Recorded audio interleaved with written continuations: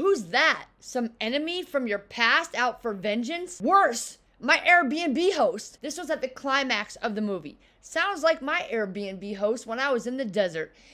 Dying in the desert. I know you recall watching me over there. It's a miracle I'm still alive. Truth. Facts. I would go days and days without speaking to or seeing anybody. Now that part, woo! That was a dream come true. But when I wake up, first thing in the morning, I put on my makeup, I say a little prayer for you. The first thought that I have in my mind is not, how can I be a victim and beg for my basic needs like Wi-Fi, power outlets, and water, etc.? Okay? Once, he watched me in the shower. After that, I went days in between showers. Days and days I would go without showers in the hot, stinky desert because I didn't want to wash up inside my tent, but I was afraid to be looked at like I was so paranoid. What if he's recording me? You know, it was a nightmare. I saw things I will never, ever speak about unless I'm in therapy, which fat chance of that happening. Probably never. It's been 10 years and I don't take medication, so I'm probably not going back to All therapy. the This best people are crazy. The first week, I lost a tooth. This is a great highlight for you. A man came to stay at the Airbnb. Oh, this beautiful campsite. And the guy came, and he was supposed to be there for one day, and then it turned into a week. It was weird, because I never saw him. Because usually the needy people come, they're supposed to be there to get away, but instead they're looking for people to talk to, like me. Bye. How do I get people out of my house? Watch that one, because that's facts all the way. Don't want them. I want to work. I love work. I love being with you. This is what I do. I'm a writer. I'm a filmmaker. I'm sick.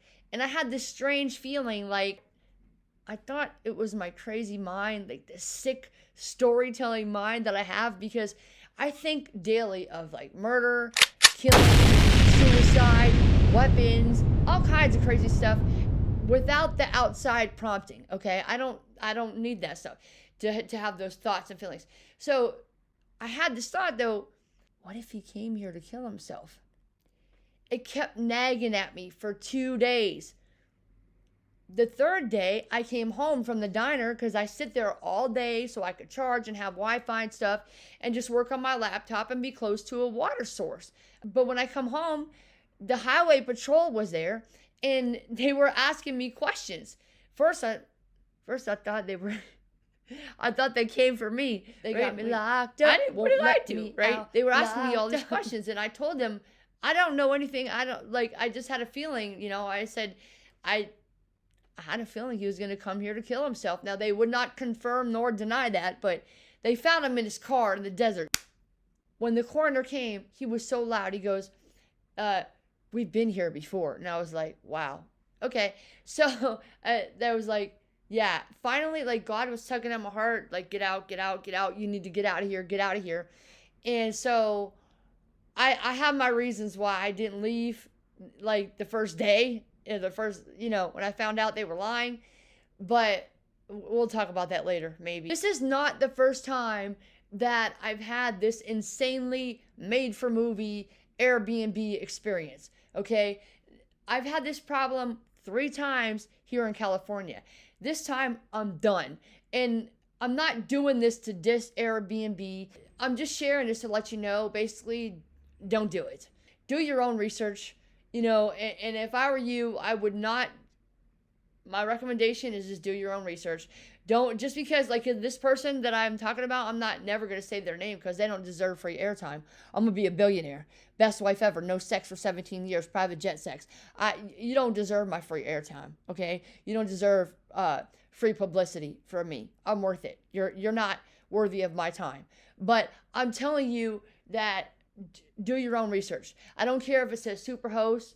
I don't care if they got reviews. I think the people that wrote these reviews must have been high because apparently they sell drugs as well. They sell weed. They kept asking me to do it. I was like, I don't do it. But I would ask them to just not do it in front of me. And so the people that were writing these reviews, they were probably high, or maybe they were paid with drugs, weed, whatever else they had just to write these fake reviews because it was not good. It was all lies. And yeah, I'm so bless the Lord at all times. It's over. You know, I just love this. I just love this movie. I wasn't going to watch it, but the poster reeled me in because it looked like Charlie's Angels. And this was a while back that I watched this movie, but it was unforgettable. Awkafina says, I've never been catfished by an Airbnb host before. And the SKANK host goes, really? Wow. And then like, it was like when the owner or the superhost promised me all the water and you know, everything. They promised us guests, you know, Wi-Fi, water, you know, laundry, all these things. It was all lies.